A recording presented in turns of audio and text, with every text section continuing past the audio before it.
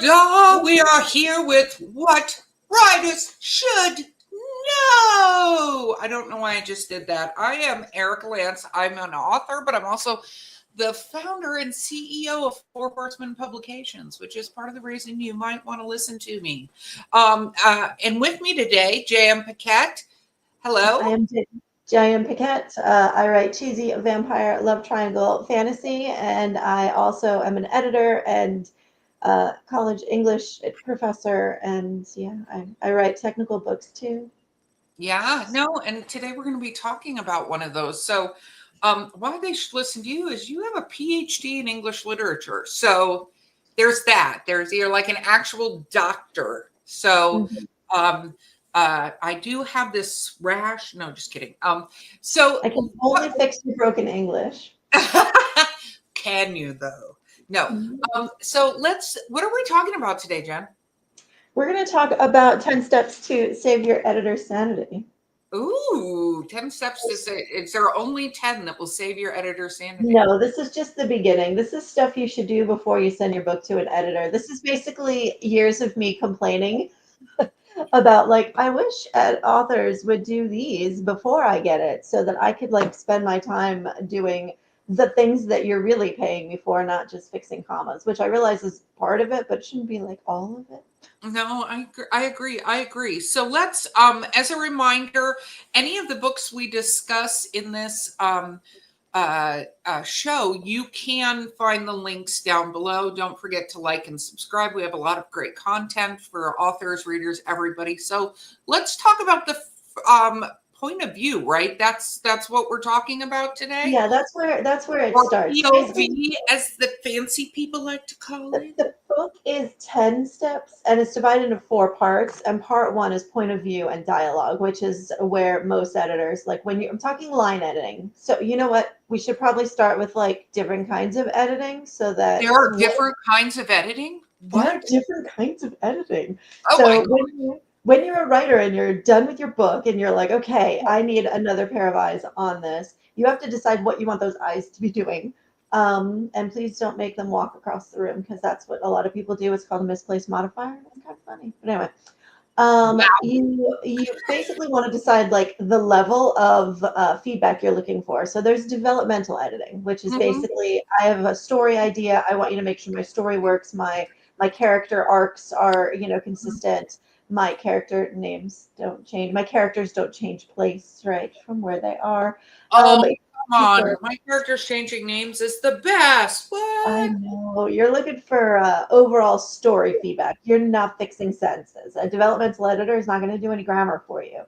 If you want grammar, you want line editing or copy editing. And usually the line between those is how much feedback do you want? Do you just want them to fix it and then let it go? Or do you want them to fix it and tell you why it's wrong? So you have to kind of decide what you're looking for. If you have a line editor, one of the things they're going to look at is point of view. I mean, developmental will look at point of view also because they're looking at the overall thing. But point of view is something you have to decide fairly soon, right? In your So story. when we're talking about point of view, we're talking about like first person, third person, like those are the two general points of view, right? And what is the difference between a first person point of view and a third person for those of us maybe that mess that up? Okay, so grammatically, it is literally the pronoun that you use. So first person is going to use I and me and myself, right? And then if there's this is also so there's singular and plural. So I is singular. If there's more than one I, we become we. And you only want to do that if it's intentional, if there's more than one person. Because sometimes I'll be reading and it's like I, and then all of a sudden we show up and I'm like, is this the royal we? Did I miss more people coming into the room? So you want to watch out for like single plural. So we, us, our, all of those are plural. Them, not them, ourselves, stuff like that. So first person is great because it's immediate, right? You're listening to the story from the first person perspective, right? I was there, man. Couple of things that make it weird. One, first person is always biased, right? think of the way that you tell a story versus the way someone else might tell a story of something perhaps unflattering, maybe that happened to you or that you did. The way you would present it in first person, you'd be like, well, I did this and I did that.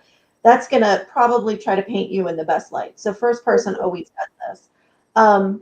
If you want to read good first person, Edgar Allan Poe is great. He has the Telltale Heart. It's classic short story. It's not that long, and it's a murder, so that's fun. But it's basically this man explaining why he murdered the old man, and then he chopped him up and buried him under the floor.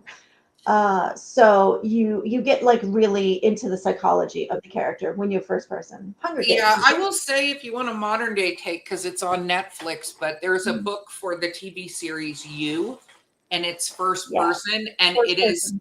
amazing from a first person because you're all in Joe's head for the entire thing. So yes. It's funny. Okay, the other problem with first person problem is that you know the person survived. Like when you read Moby Dick and it starts with "Call me Ishmael," you're like, oh, well, I guess Ishmael's the only one who's gonna. Spoilers. The book's been out 100 years. Spoilers, but you know he's gonna make it because he's here telling you the story. So if Yeah. you want to have some more tension, where you're like, I don't know if the character is gonna survive, first person not for you.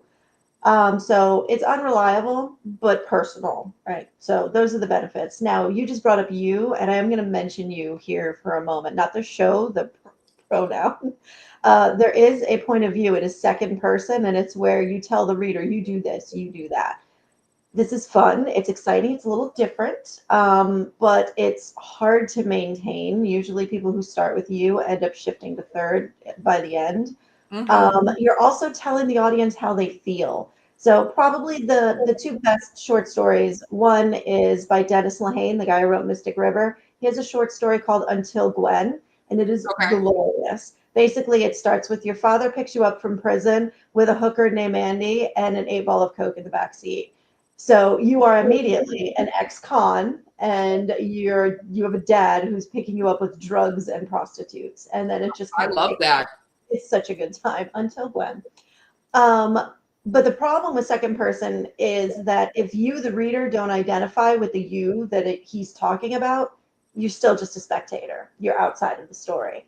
Got it. Um, Usually, when you learn about point of view, if you take like a writing class, you'll probably read How, a short story How by Lori Moore. And it basically is like how to break up with someone. That's what the whole story is. And I read it when I was very young, and I read it and I was into it until there's a moment where it says, you go home and you put on some jazz. And I was like, yeah, never in my life would I go home and put on jazz. Like I like lots of music. I'm sorry for the jazz lovers out there, but I was like, and the you is no longer me. So that's the problem you risk when you write in second person. Now, for those of us of a certain age, might remember the choose your own adventure stories where it's like, if you do this, turn to page 57. If you do this, turn to page 52. You always learn that like 57 was bad because that was death. Um, what is it? Neil Patrick Harris's autobiography is a choose your own adventure. It's delightful. And if you read it straight through like a savage, like I did, there's a page in the middle where he's like, why are you here? This page, you're reading this book straight through, aren't you? How could you? It's funny. So you can do it, but you're speaking to you, the reader, and you want to make sure that you maintain that. So second person is tricky. It's fun, but you have to spend a lot of energy making sure that you're maintaining it because you're only allowed you and your right. That's Yeah. it.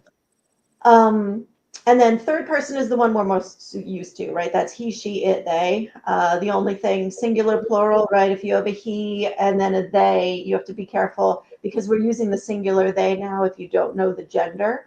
And then gender being such an issue, singular they is a thing, like what are your pronouns? So you're going to run into those kinds of things and you just want to be consistent. Whichever way you choose, your editor will thank you if at the beginning you put a note and you're like, hey, this character's pronouns are they, them, then the editor knows to make sure that they're all they, them, and you didn't throw a she or a he in there accidentally.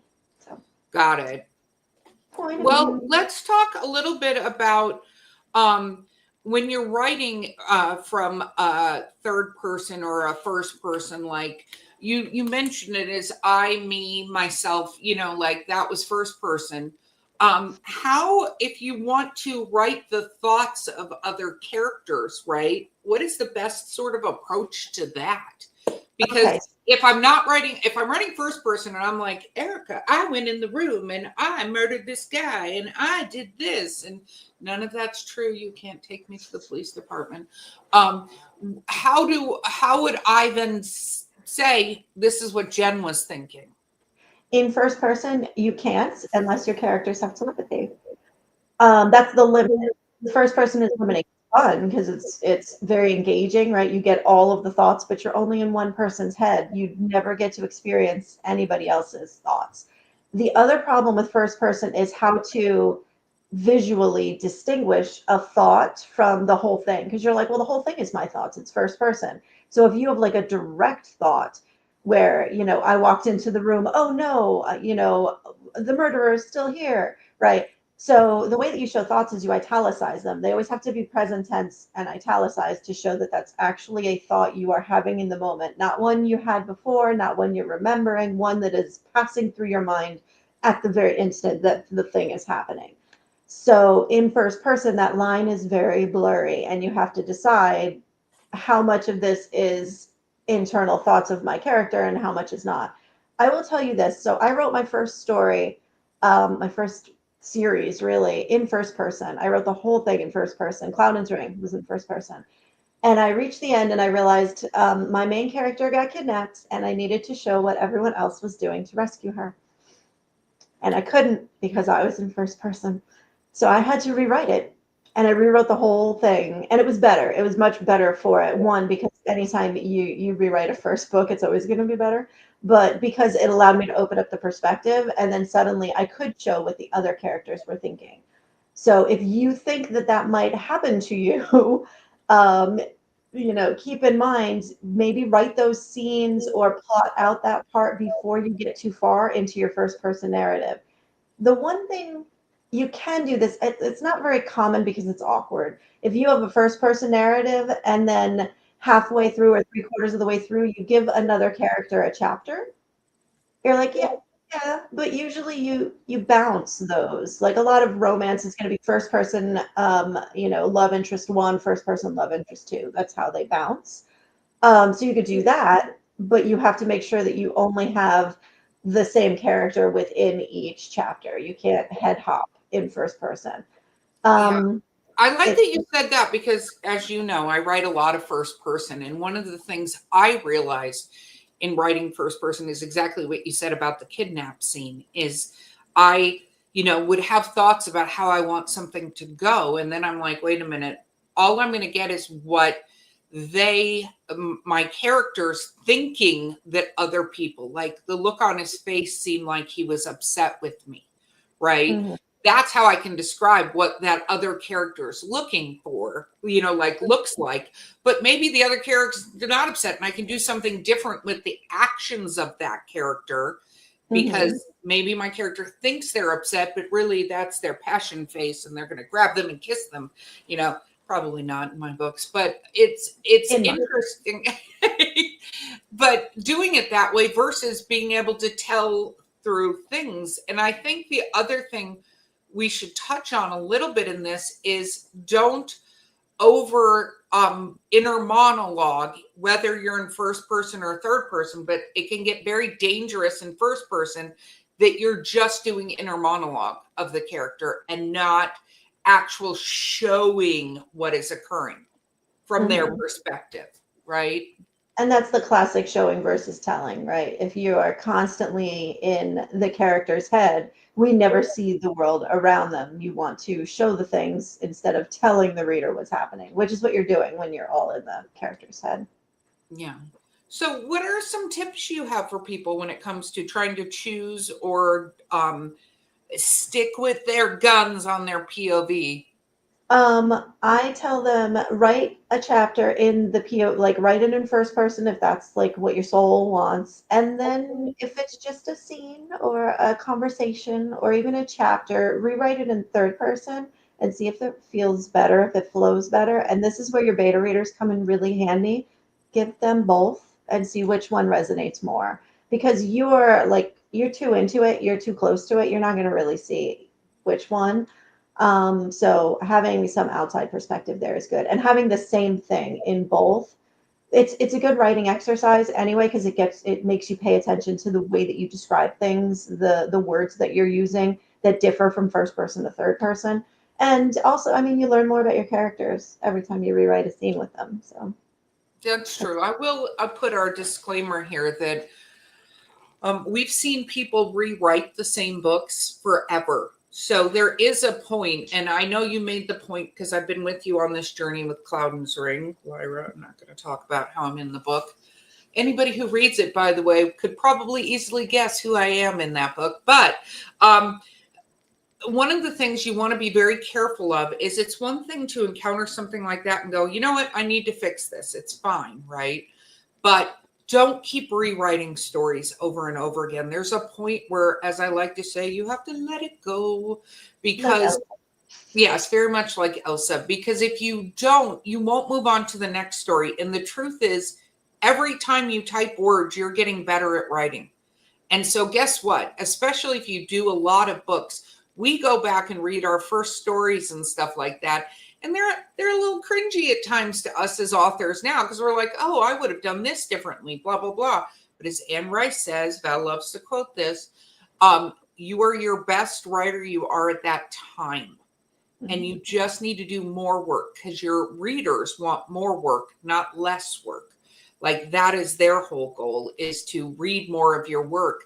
They don't want to reread the same story 10 times. Like that's not, well, they might, but they want to do that for a different reason. And they'd like to know what the next story is and where you're going with things. I think that's important to kind of say. What else on POV? I was just gonna say, stories are never done; they're just due. It's worth it to play with point of view for a little bit, and that's why I said one scene, one chapter. Don't write a whole book and then rewrite it the way I did, like an idiot, because I didn't know any better. Yeah. Well, and it was your first go round at it, and you get it because I mean, honestly, that entire series was based on a D&D campaign, Dungeons and Dragons, for those that don't know.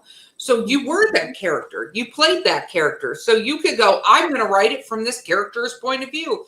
It's great. But then when you get to book 2 and you're like, I'm going to have her kidnapped. Spoiler alert. That doesn't give away everything. So that's all I'm going to say.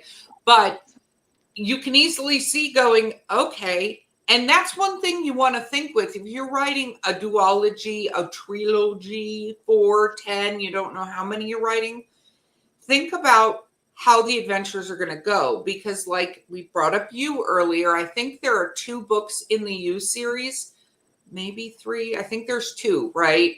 That go, but there's a point where you go, okay, maybe this character can have more adventures, so to speak, but the fact of the matter is you're going to be stuck writing in that POV because when you're reading a series, unless you're going in between other characters, kind of like you said, the romance POVs, or it's a series where they're all in the same town, but your readers are going to expect that next book to be in a first person's point of view, regardless of who the person is.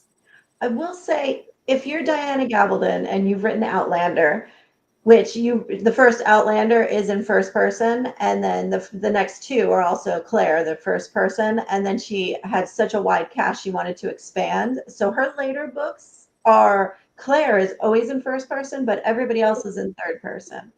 So she gets away with it because she's a big bestseller and people are like, give me more Claire and Jamie, right?